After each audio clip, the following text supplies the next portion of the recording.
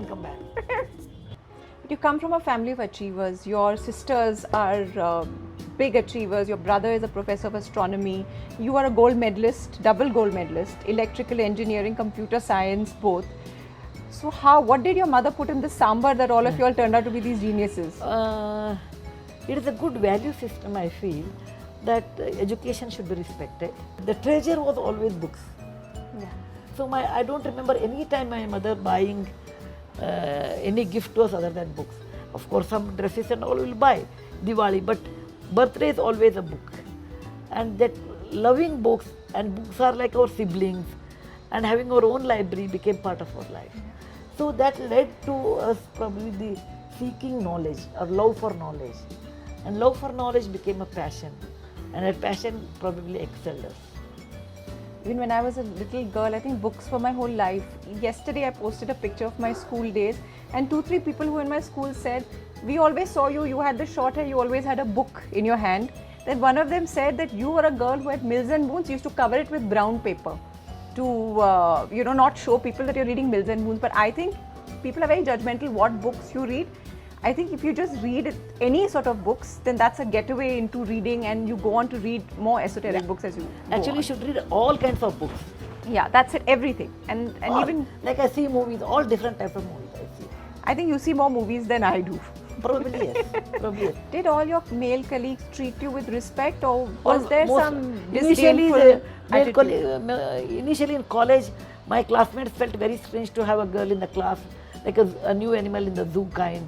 And nobody shared notes or talked to me, like you are separate, you are not part of our college. But Okay? that must be very traumatic if you suppose you needed help or you wanted... No help. That time I realized, if I want to be successful in life, I should not depend on A or B, I should depend on myself. Atma hi atmano bandhur, atma hi ripu atmana. Wow. You are the best friend to yourself. You are the worst enemy to yourself. So I will depend on myself. So I will be very attentive in the class, I will make my own notes, I will not ask anybody, come back home and study and show everyone a girl can do engineering. And as you get a secret letter saying that, oh, you are wasting your time in engineering college, you should get married, you should do your BA with English or Kannada, and or MA with mathematics, why you are come here? Oh, I didn't bother.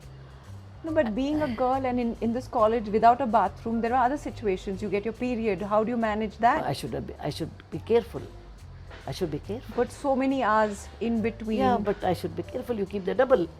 Yeah, well, yeah. But still, That's not the solution. It is hard. But what choice I had? you didn't. A If this choice is is what you just wanted leave the to. college or accept this. I rather accept this than leaving the college and adjust. After Telco, you started and you met Mr. Murthy.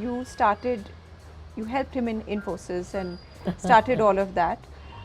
So what is the advice that you would give to women entrepreneurs?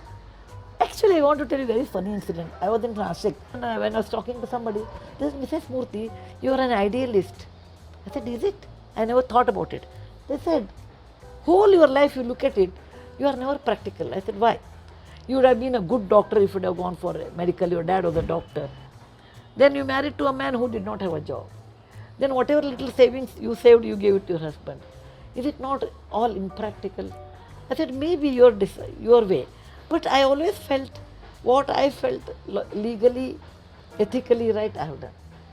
But when you met Mr. Murthy, he was broke. The richest man today, one of the richest men was completely broke and he used to keep Yeah. borrowing money from you. Yeah. So when you would go out, you would pay for... He said, I don't have money, so you pay for me. And I said, I'm a Kulkarni, my maid name was Kulkarni. So I said, no, I don't believe in borrowing and giving both. So I'll keep an account. You have to give me 10 rupees, 20 rupees, 25 rupees. So I maintain an account, how much he has to give me. And he said, okay, write it in your notebook, he will tell. But give me 25 rupees, okay? So how much did he owe you by the end of it? End of it, 4,000 rupees. He owed you 4,000. Did he ever pay you back? No, he couldn't pay. Then he said, okay, at the time of marriage, he said, I don't have money. After my marriage, he said, when I take up a job, I will give you 4,000. I said, after you take up a job, all your money is my money. Where is your money then? Oh, wow. So that was a big ace card that you played. What is it like? How did you meet Mr. Murthy? In Prasanna's place. It was 1974, October or something. And what was the first meeting? What was it Oh, like? I felt a man who was so much well-traveled, Peshawar, Istanbul, Paris, Florence, Rome. And you know, in those days, going abroad was not this easy. It was very hard. Someone so well traveled, I thought he must be some different person. But when he opened the door, I saw a short person, thin, short, spectacles, like a college student, you know. I said, is it a Narayan Murthy? It was so simple and so serious. And that's what my first impression about him is. A college student, actually he's 4 years older to me. I felt he was 4 years younger to me. And you decided to get married to Not him? immediately. Oh. No, not immediately, but I think Took 4 years you were dating. Went out, then we went out, bought so many books.